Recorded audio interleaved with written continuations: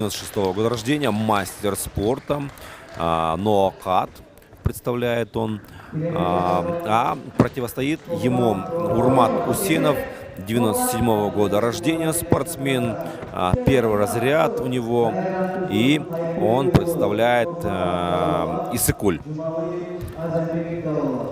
Будет интересно наверняка, потому как мастер спорта Назарбек Орунов в зеленой форме он.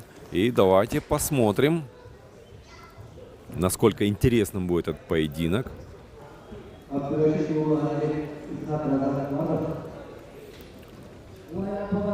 Да, свободная часть пояса должна быть не более чем один кулак.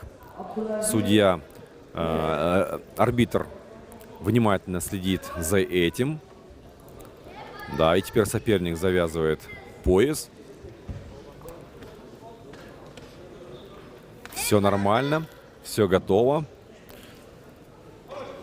Соперники должны намотать обе руки на этот пояс.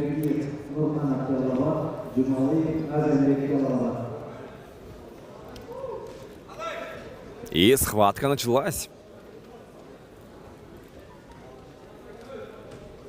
Рыспек поднимает соперника своего, бросает.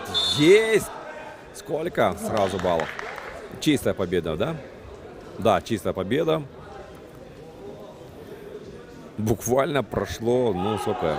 10 секунд, да, 10 секунд по времени. И чистой победой Орунов Рыспек побеждает Урмата Усенова.